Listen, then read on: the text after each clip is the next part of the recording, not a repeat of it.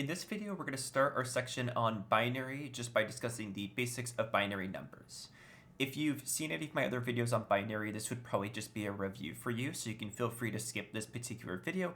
Just so you know, I'm basically just going to be talking about the way that binary numbering systems work, how do we actually convert decimal to binary, how do we convert binary to decimal, and how do we group binary numbers together into like bits, bytes, words, and hexadecimal numbers a little bit as well. So those are the main topics that I'll be covering here just for your awareness. Let's dive right into it. Starting off, let's talk a bit about our decimal numbering system. The main numbering system that you typically use has 10 digits, right? The numbers 0 through 9.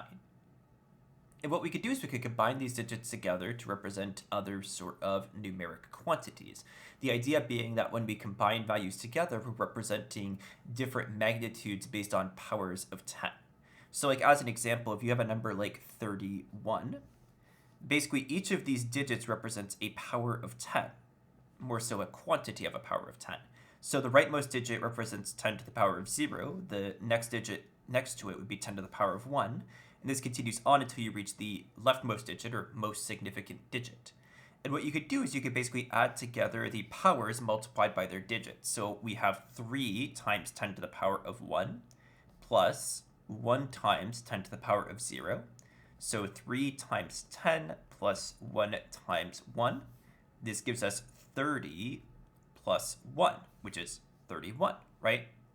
So you could see generally the way that this structure is set up. You may have heard this referred to as like the number of ones that are in a value, and then this is the number of tens, and then you have the number of hundreds, the number of thousands, right? So on and so forth, like this. This sort of numbering system works really well for us, right? We are used to thinking in base 10 numbering, so it makes a lot of sense for us to continue working this sort of system. However, with computers, we run into a bit of a problem. Computers are really just grouping of electrical circuits, right? Electrical circuits really have two states associated with them, on and off, right? Which we could represent as, say, 0 and 1 commonly. Now, the idea is that because there's only two states, we ideally want to work in something that can be represented using just these two states. So enter the base 2 or binary numbering system. In the binary numbering system, we have two digits, 0 and 1. Right? So those are the two digits that we have available to us. Rather than each thing representing a power of 10, because we're in a base 2 numbering system, each digit represents a power of 2. So we can combine together zeros and ones, and we can use those to represent different powers of 2, with the idea being that we can create any combination of powers of 2, which in turn allows us to represent any sort of decimal number we'd usually want to represent. So for example, I could combine together the following binary digits. And what we would say is that the rightmost value represents 2 to the power of 0. This one represents 2 to the power of 1. Next one is 2 squared, or 2 to the power of 2. And then we have 2 to the power of 3. So for this binary number, we have 0 times 2 to the power of 3 plus 1 times 2 squared plus 0 times 2 to the power of 1 plus 1 times 2 to the power of 0, right? This would give us 0 plus 4 plus 0 plus 1, right? Which would be equal to 5. So this binary number here is representing the decimal value 5. That's how we convert between binary and decimal values. And it would therefore stand that we can represent basically any decimal value using these different powers of 2. So this becomes a really convenient representation because it lets us still use the decimal numbers for our operations, but we can represent them using just electrical circuits that could be either on or off. So that's why we're generally using binary values. It gives us a convenient way to work with the limitations of our computer systems. So if we're going to go down this path, we should understand how to convert decimal numbers into binary. And this problem starts off fairly easy, but then becomes a bit more complex as we move on. You'll see that as we get further and further sort of down the rabbit hole of this, we'll have, signed representations, IEEE floating points. We'll see that, things get a bit more complex, but starting at the very beginning, the very basics, let's talk about converting decimal numbers into binary. So suppose I have some decimal number, let's say 12, and I want to turn this into a binary number, right? How do I do that? The answer to that is we're going to continuously divide the number by 2 until we reach the value 0. While we do this, we're going to keep track of the remainder of the division. And what will happen is that the remainder will make up our binary number. Let me show you. We start with 12. When I divide this by 2, it would give me 6. The remainder of that division is 0, since 6 times 2 is equal to 12, right? So then after this, we have 6 as our value. We divide that by 2. That gives us 3. The remainder of 0. 3 times 2 is equal to 6. And the next thing I have is 3.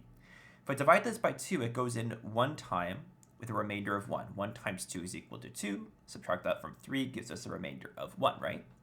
Next up, we have 1, which goes into 2 0 times with a remainder of 1, right? And you'll see that we get this number on the side here.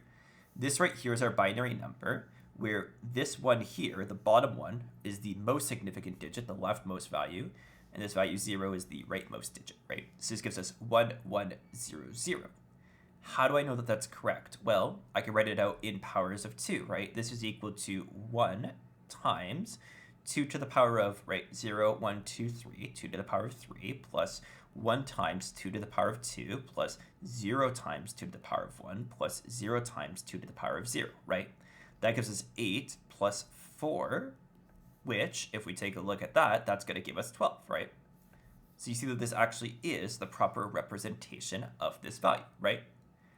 So this is the general process that we're going to go through to convert decimal values to binary. Now, one of the main questions you may have is, well, why would I want to be able to do this? The main answer to this is that when we work at a really low level, you're going to see a lot of binary. So being able to understand the structure of binary or try to convert it as quickly as possible is going to be very helpful for you. There are, of course, tools online that will do this for you. So, necessarily being able to, convert this in your head or anything like that, not necessarily required. But being able to just generally get a feel for, like, what's a large binary number, what's a small binary number, does this binary number seem correct for the result that I'm looking for, that sort of stuff is going to be very helpful. So it's more the intuition, less so the, actual conversion. I would never be like, convert this to binary in your head. That's not as useful, but like understanding the intuition of this is a bigger binary number than this one, or this looks to be the correct number, that's mostly what we're going for here. So to help with this, there's one final thing that I want to talk about here, which is groupings of binary numbers. So what you sort of notice here is that, 12 already is like 1100, right? So as numbers get really big, right, we're going to have a lot of binary digits associated with them. We call a binary digit a bit as a terminology, right? And we could combine a lot of different bits together, and as we group them together, we give them different names, right? So if we have a group of, 4 binary digits, I think we typically refer to this as a nibble, right? So this is usually referred to as a nibble. If I have a combination of 8 binary digits, which is very common, we refer to this as a byte.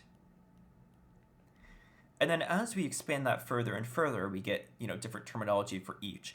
And it sort of differs based on your processor, but I would generally say that, in terms of terminology, if we're working in like 32-bit world, right, where we have 32 different bits or 4 bytes, we would refer to 32 bits as a word, right? And then in turn, 16 bits would be like a half word, and 64 bits would be a double word, and that's sort of the idea.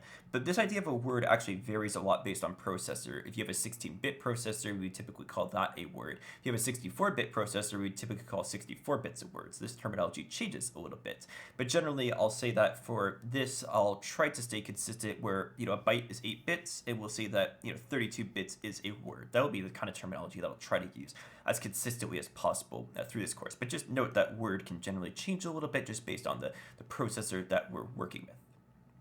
The one thing that helps us a lot in this sort of division is the idea of hexadecimal. So the idea of hexadecimal is basically that it's a base 16 system, which means that it has 16 digits associated with it, which are the numbers 0 through 9. And then once we get past 9, we start representing things with letters. So A would be a representation of 10, and then all the way up to F, which is the representation of 15 in this case. So we go from 0 to 15, and that gives us 16 possible digits, right? And the idea here is that because everything tends to be grouped in sort of like these groupings of combinations of 4 bits over and over again, what we could do is we could represent each grouping of 4 bits as one hexadecimal digit, because hexadecimal is 16 as its base. Each nibble here, right, can be up to a value of 16, so we can represent each nibble very comfortably as a hexadecimal value. So the idea being here, if you have something that looks, like this, right? Rather than representing this big binary digit, what I could do is I could break these down into 4 hexadecimal values. So when I take a look at this, I have 8, 9, 10, 11, 12, right? This one is the value 12. When I take a look at my mapping here, it's helpful to sort of write this out, right? If I say A is 10, B is 11, then C would be equal to 12. So this would be C, right? This one right here would be 4 as a result, right? Because it's, 1, 2, 4 is this value here. This value right here, all ones, is going to be F, since it is going to be the value of 16, right? So if we continue on with this, D is equal to 13, E is equal to 14, F is equal to 15, right? Sorry, so this is 15, right? 8, 9, 10, 11, 12, 13, 14, 15, right? And then this one right here is 8, right? So then in this case, basically what we're saying is C4F8 is equal to this large binary value here. Basically what we're doing is we're condensing down the information into as few pieces of information as possible. The reason why this is important is because once we get into the processor world, once we're looking at the actual processor outputs, this sort of idea, you're going to see hexadecimal. Because hexadecimal is condensed. It's very small and easy for us to read comparative to this big string of binary. So rather than reading all binary, we're going to read hexadecimal primarily.